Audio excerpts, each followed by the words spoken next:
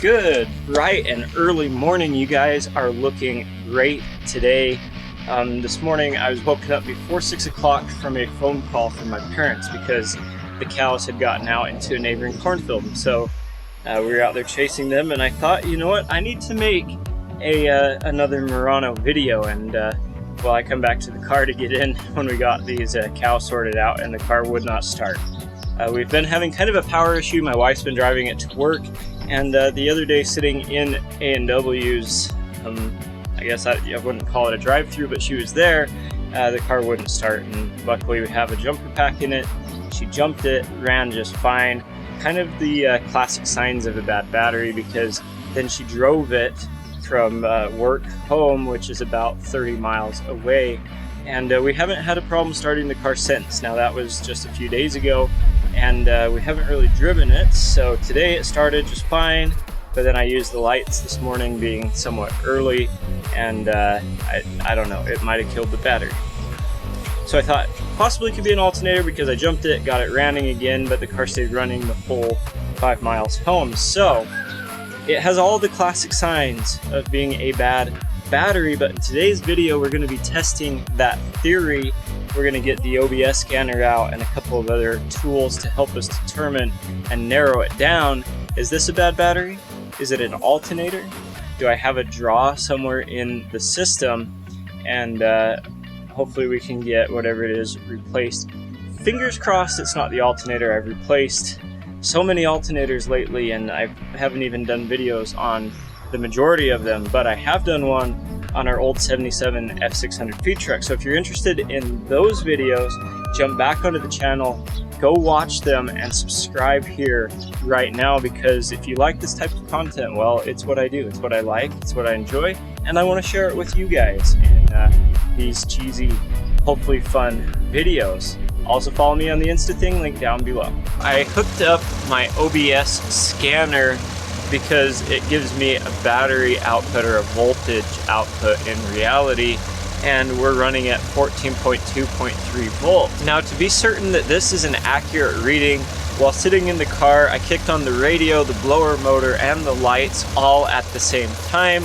I did see this drop down to 13.9 volts and come immediately back up to 14.2. So according to the onboard diagnostic system in the car, the OBS system, the alternator is working. Now, to double check that, I brought out my trusty little cheap charge indicator. So I'm going to go ahead and plug this onto the battery, and we'll see if we're also getting a good charge.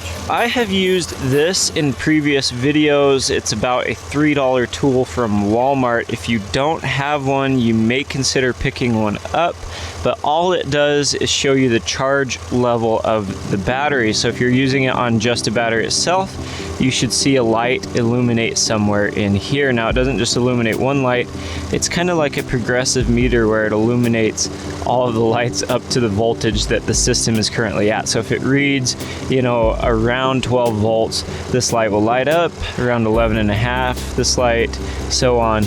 And so if it's charging correctly, we should get a light here, or up here at 14.5 volts. Okay, we'll get all of these lights here, so hopefully we get that.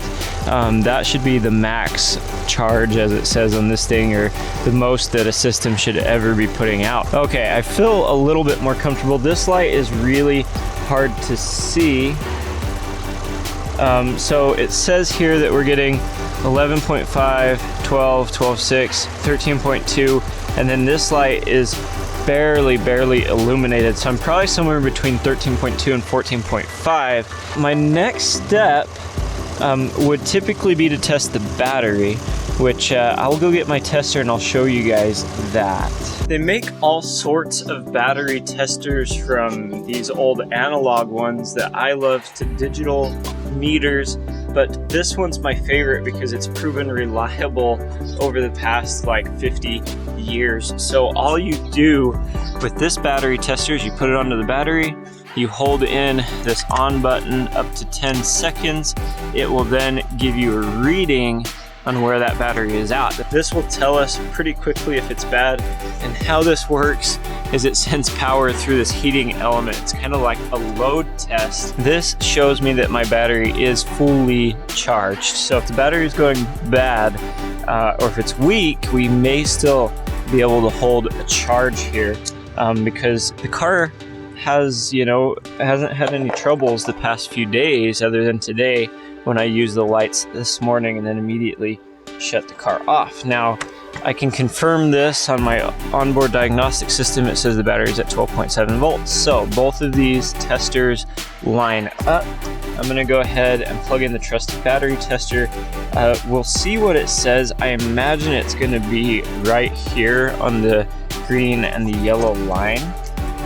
And we'll have to kind of decipher what that means in terms of cranking amps. Usually you can feel the heat coming out of here, so if you don't think your tester is working, if you're not feeling any heat, which I'm not, your tester's not working, so I gotta plug this in differently. There we go. All right, so we can see that it's at 1,000 cranking amps. It's right in between the green and the yellow, which could possibly, that's much better, you could possibly be a weak battery. All right, after running a load test or two, the top light here at 12.6 has gone down to 12, still within the normal ranges. The load test did show that the battery is weak, so we may take it out of the car. At this point, it's kind of like a process of elimination. I really don't want to do anything with my charging system, but I don't want to buy a new battery if it is something in my charging system. So I believe that we completely ruled out the charging system, whereas the battery does seem a little bit weak. I would look at my ignition system if the car hadn't have died twice and hadn't have required a jump start both times. So I can kind of rule out my ignition system by saying that it works. All I needed to do was give the car a little bit extra juice. So I'm going to go ahead and pull this battery. We're going to go get a new one, and we're going to see how this affects the Murano, if we have any other future problems with it. Because if we do, it could be a power drain, but I'll pull this out. We'll see how old it is. I'm guessing that it is definitely time for a replacement.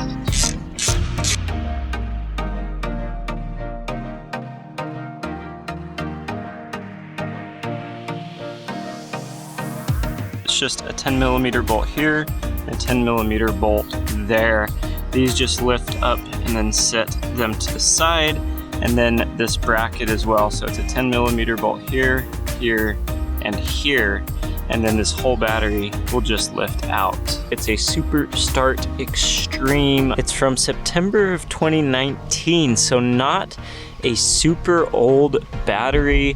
There is a little bit of bulging here at the top, but everything else actually looks really pretty good, other than the corrosion that we keep getting. So I don't know, I might have to take this in and be tested just to see if it is actually weak with a more advanced tester, but 3 years really is not that long for a battery to be going bad. We possibly could have some other issue in the Murano. Well, unfortunately, OReillys doesn't open until 9 o'clock, and never being awake this early, it's 7:18, so we'll have to sit here and wait to go get a new battery from them, or have them test this. And while we do that, why don't you subscribe to the channel? No, I got time. Like, subscribe to the channel, and we'll just wait till OReillys opens, and then I'll give them a call. No, it's only an hour and 41 minutes, so just hit that big red button. Just hit it. Just hit it. They'll open. Alright, so we're back from OReillys, and unfortunately the battery checks out. I say unfortunately, but fortunately, because I really didn't want to dump another $180, $200 battery into this car. And I know it's not the alternator, which is really good, because I did not want to have to go through another alternator repair on one of these 3.5 liter Nissans. I did one on my sister's car a few months back, and they are a nightmare. So luckily and unluckily, both the battery and the alternator are working on this car, which means I must have a power draw somewhere or something funky is going on. So I figured if the battery checks out and it's good, it's only just under 2 years old, I'm not going to throw money into a new one. Instead, I'm just going to clean the posts. If you don't have one of these, you need to get one. They're amazing. So what this does is a wire brush for the battery post to clean that up. And then this wire brush is for the leads on the actual car itself. So I'm going to go ahead and clean both of those. Maybe it's just a corrosion issue. I don't know why it would work with the jump start if that's the case. Maybe it is a bad ground somewhere. Maybe we do have a power draw. I'm going to keep you guys updated on that, but I'm going to throw this battery back into the car after I clean these terminals up really good.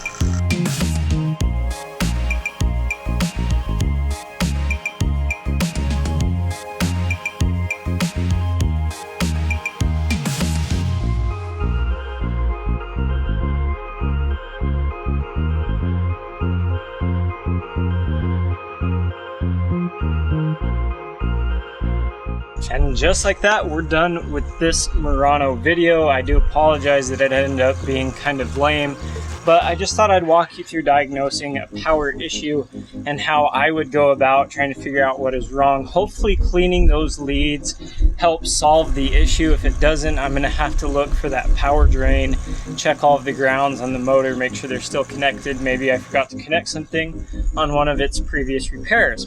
But with all of that said, again, subscribe to the channel for more content on this car or on any of my other vehicles, especially the 96 Camry project car that I have coming up. That's a mouthful.